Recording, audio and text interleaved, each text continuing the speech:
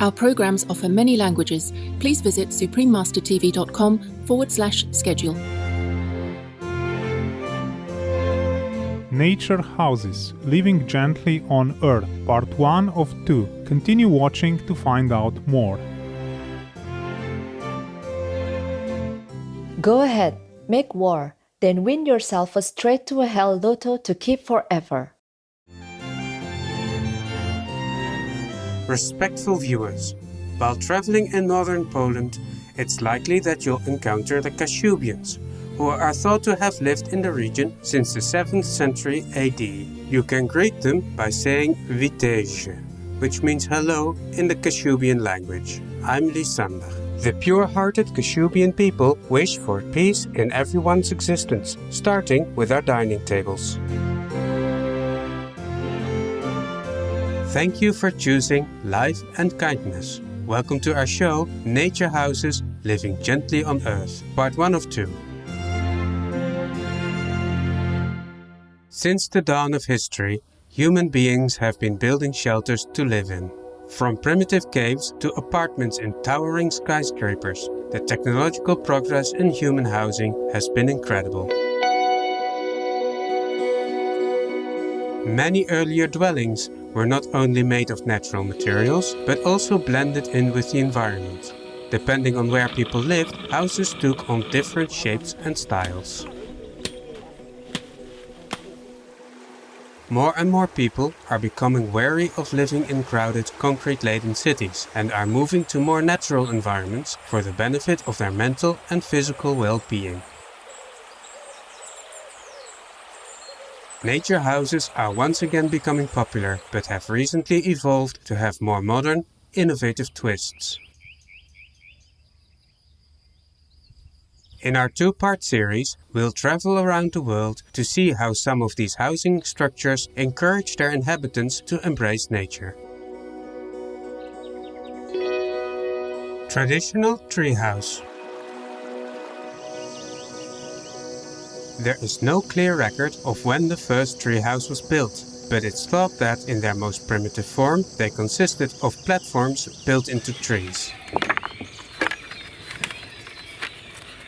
It's likely that people in the forested areas of the South Pacific and Southeast Asia built the earliest tree houses to avoid floods. Today, the Korowai people living in the rainforest of Papua Province, Indonesia, still dwell in tree houses just as their ancestors did.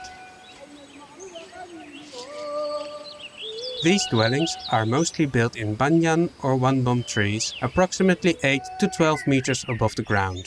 Complete with a sturdy floor, a roof made of leaves and a fire pit, each house is spacious enough to accommodate a family and their animal friends.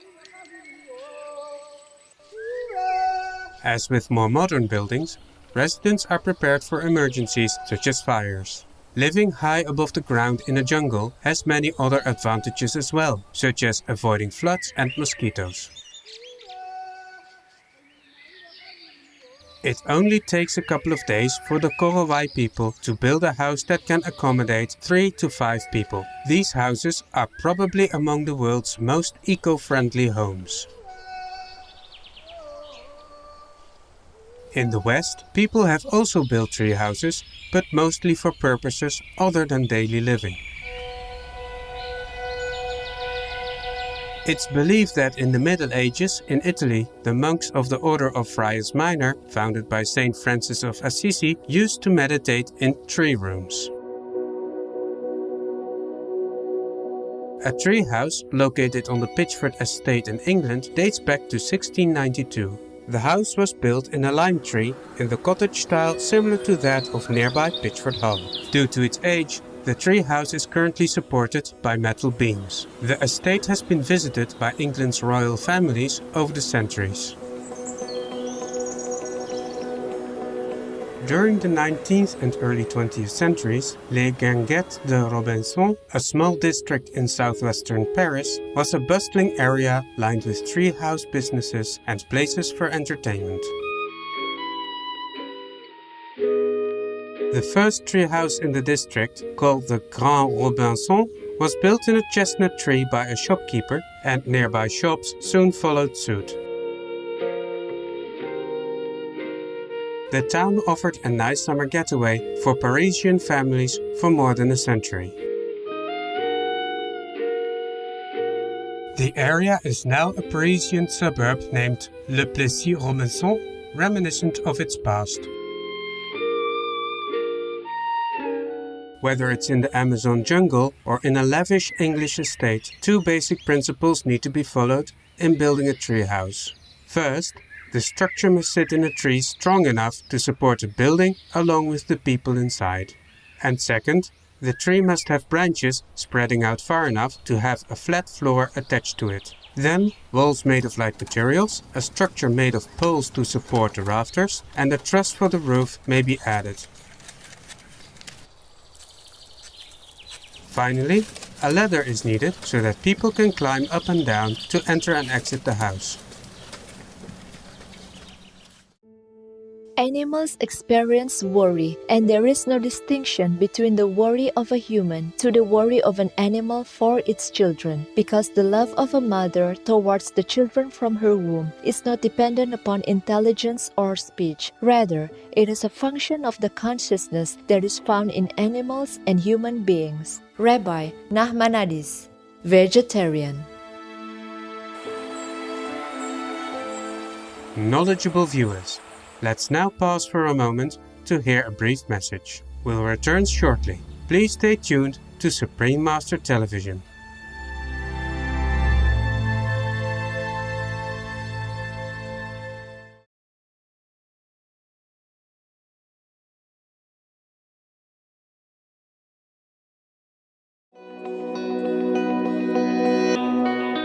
Welcome back to our show featuring nature houses. Traditional cave house. In Turkey, tourists from around the world travel to Cappadocia in Ortisar to rent houses built into their rocky mountains in order to experience living in a cave. From around the 8th to 12th centuries, these houses were called the fairy chimneys and were inhabited by Christians who were hiding to avoid persecution. The builders carved out the rock to make the caves and connecting passageways. Fortunately, the volcanic rock in the area is naturally strong, so it provides enough structural integrity to support the dwellings. The builders ingeniously carved out holes in the rock to create a natural ventilation system, with air flowing in through large openings through the passageways and up through the floors. The dense volcanic rock also functions as a natural heat reservoir, storing heat during the morning and releasing it at night, which keeps the caves warm. The soft volcanic rock also purifies the air as it absorbs and releases air through the rising of heat during the day. The Turkish residents even grew plants on top of their dwellings. What an ingenious design! Traditional turf house. Turf houses in Iceland were originally constructed by settlers in the 19th century using the simplest materials available. Timber was used for the roof structure and the walls were made from stones or layers of stones and turf. Turf was then used to cover the houses from the walls to the roofs. This kind of structure can support the weight of the turf and all the rainwater it absorbs for 25 to 50 years, depending on the regional climate. The foundations and floor are laid with stones and wood to resist the cold from the soil beneath. This also separates the timber structure from the wet soil beneath it, protecting the timber columns from rotting. No openings are visible from the outside except the entrances, so from a distance these houses blend into the landscape.